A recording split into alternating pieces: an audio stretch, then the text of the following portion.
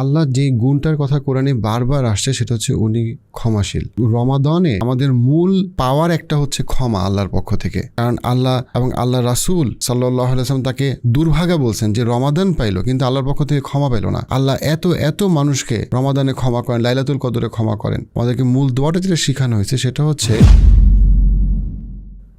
আল্লাহুম্মা ইন্নাকা আফুন তুহিব্বুল আফওয়া ফাফু আন্নি।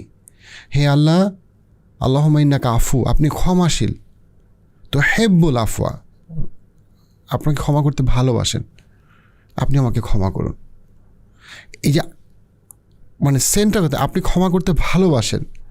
আমরা এমন একজন স্রষ্টা, এমন একজন রবে বিশ্বাস করি যিনি ক্ষমা করতে ভালোবাসেন, যিনি ভালোবাসে না যে তাকে কেউ মানে অবিচার করতে, উনি ভালোবাসে না, উনি ভালোবাসে ক্ষমা করতে। কিন্তু আমরা তো ক্ষমা চাই না, আমাদের ক্ষমা চাওয়ার সময় নাই। আজকের ভিডিওতে আমি দুইটা পার্ট নিয়ে বলবো। একটা হচ্ছে গিয়ে আল্লাহর ক্ষমা করার বিষয়টা কত সুন্দর, অ্যাট দ্য সেম টাইম আল্লাহ যে চায় আমরা যে মানুষের প্রতি ক্ষমাশীল হই, আমরা যে মানুষকে ক্ষমা করি, এবং ক্ষমা করা যে একটা তাকওয়ার পরিচয়, একটা মুমিনের পরিচয়, সেই বিষয়টা। প্রথমে বলি আল্লাহর ক্ষমা করার বিষয়টা। আমরা হাদিস থেকে আমরা জানতে পারি আল্লাহ অসম্ভব পরিমাণে ভালোবাসেন যখন একজন বান্দা অনেক গুনাহ করার পরে আবার তার কাছে ফেরত আসে। আল্লাহর ক্ষমার ব্যাপারে নিরাশ হওয়াটা হারাম, এটা কোরআনই বলে দিয়েছেন। আল্লাহ কোরআনে কি বলছেন? কুল ইয়া ইবাদিয়াল্লাযীনা আসরাফু আলা আনফুসিহিম লা তাকনাতু মির রাহমাতিল্লাহ ইন্নাল্লাহা ইয়াগফিরুয যুনুবা জামিআ ইন্নাহু হুয়াল গফুরুর রহিম।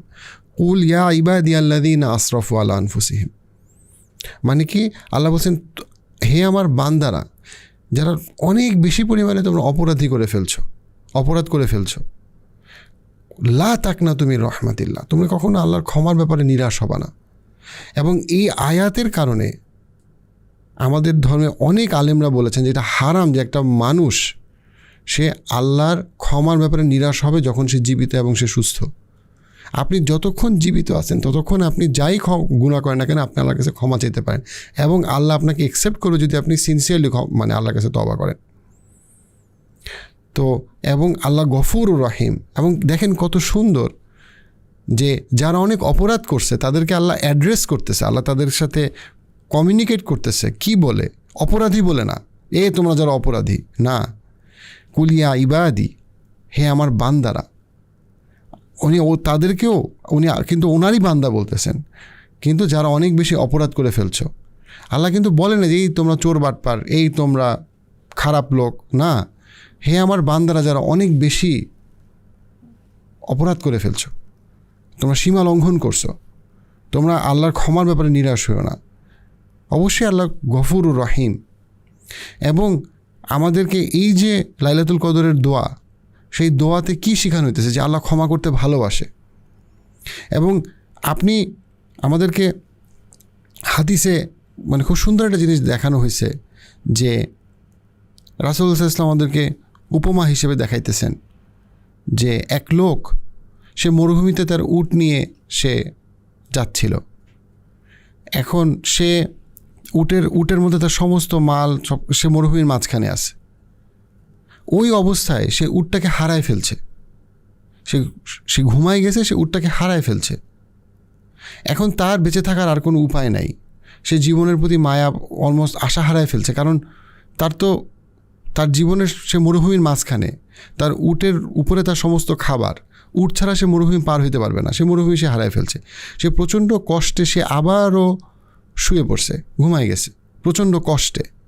আবার যখন সে ওই কষ্ট থেকে যখন সে উঠছে, ঘুম থেকে উঠে, তখন সে দেখে উটটা তার পাশে, যে উটটার আশা সে হারায় ফেলছিল, উটটার সাথে কিন্তু সে তার জীবনের আশাও হারায় ফেলছিল।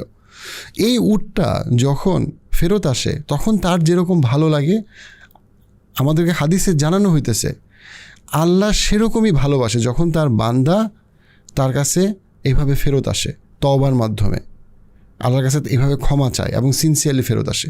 আপনি সারা জীবন হয়তো নামাজ পড়েন নাই, হয়তো আপনি সারা জীবন আপনি হিজাব করেন নাই, সারা জীবন আপনি হয়তো বা অনেক মিথ্যা কথা বলছেন, অথবা আপনি হারাম আয় করছেন, কিন্তু আপনি যদি ক্ষমা চান আল্লাহ ক্ষমা করতে ভালোবাসে।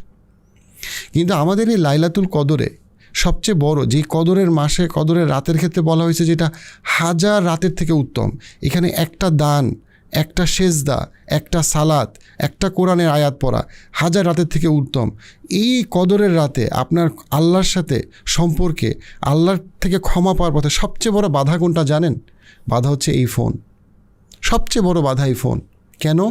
কারণ আপনি ফোন স্ক্রল করতেছেন, ফেসবুকে বিড়ালের ভিডিও দেখতেছেন, টিকটকে আপনি মানে একটা র্যান্ডম নাচ দেখতেছেন, গান দেখতেছেন, এবং আপনি ভাবতেছেন আমি 5 মিনিট ফোন দেখব, কিন্তু আধা ঘন্টা, 1 ঘন্টা, 3 ঘন্টা, 4 ঘন্টা পার হয়ে আসে, আপনি ক্ষমার থেকে বিচ্যুত হয়ে গেলেন।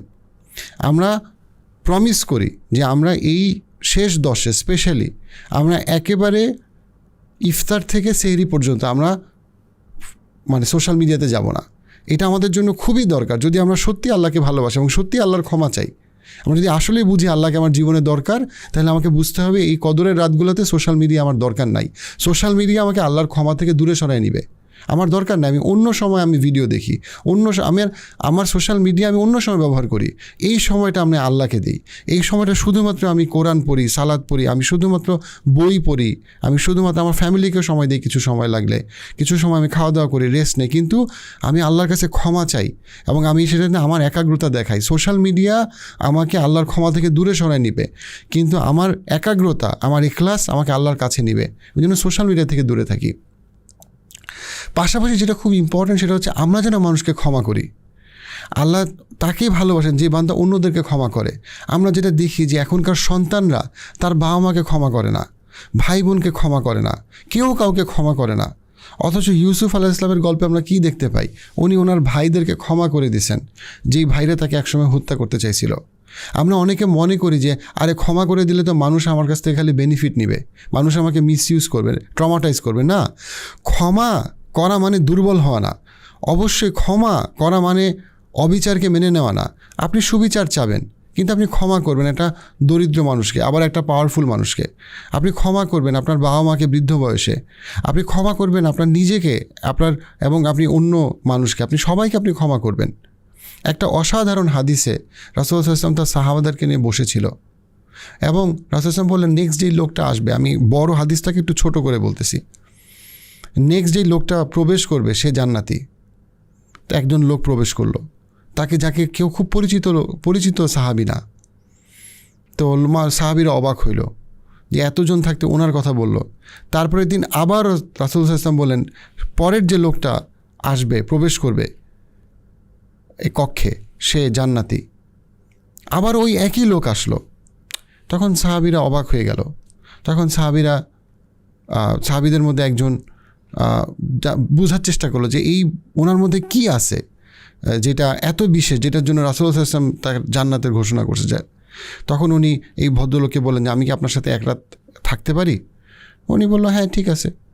তো উনি দেখলেন যে ভদ্রলোক সাধারণ খাবার খায়, খুব বেশি তাহাজ্জুদে নামাজ পড়ে না, অতিরিক্ত পরিমাণে আমল করে না, সাধারণ আমল করে।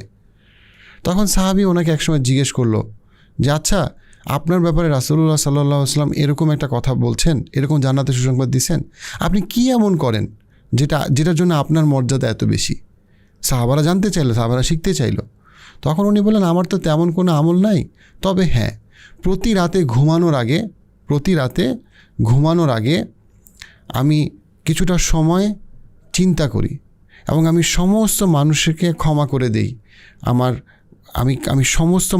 আমি নিশ্চিত করি যে আমি কারো উপরে আমার কোনো রাগ নাই, আমি সবাইকে ক্ষমা করে দিয়ে আমি ঘুমাইতে যাই, আমি নিদ্রায় যাই। এবং যেইটার জন্য তার মর্যাদা এত বেশি যে রাসূলুল্লাহ সাল্লাল্লাহু আলাইহি ওয়াসাল্লাম অথেন্টিক হাদিস আমাদেরকে জানিয়েছেন সে জান্নাতি। কিন্তু আমরা রাগ নিয়ে ঘুমাইতে যাই, আমরা কাউকে ক্ষমা করতে পারি না। কেউ 5 বছর 10 বছর আগে আমাকে কিছু বলছিল, আমি কাউকে ক্ষমা করতে পারি না। আমি ক্ষমা করাকে আমার আত্মসম্মানে বাঁধে, কিন্তু ক্ষমা করা একটা মুমিন মুত্তাকির বৈশিষ্ট্য। আপনি যখন মানুষকে ক্ষমা করবেন তখন আল্লাহ আপনাকে ক্ষমা করবে। সংসার সুখী করার গোপন রহস্য বলি, গোপন রহস্য। যে কোনো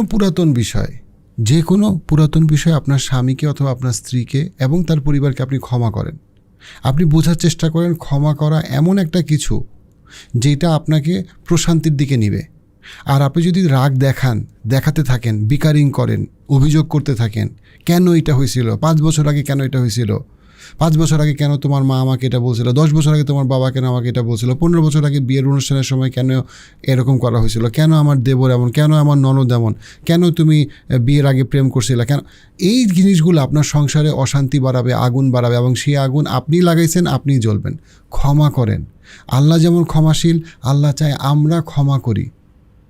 ক্ষমা করলে আপনার সম্মান কমবে না, আপনি দুর্বল হয়ে যাবেন না। আমি বলতেছি আপনার স্বামী পরকীয়া করবে, আপনি ক্ষমা করবেন এবং আপনি মেনে নেবেন না। কিন্তু যা কিছু পুরাতন, যা কিছু চলে গেছে, তা কিছু ছেড়ে দেন। তা কিছু ছেড়ে দেওয়াটাই মুমিনের বৈশিষ্ট্য। তা কিছু ছেড়ে দেওয়াটাই আপনার সংসারকে সুন্দর করবে, এবং তা কিছু ছেড়ে দেওয়াটাই, তা কিছু ক্ষমা করাটাই আপনাকে আল্লাহর আরও কাছে নেবে।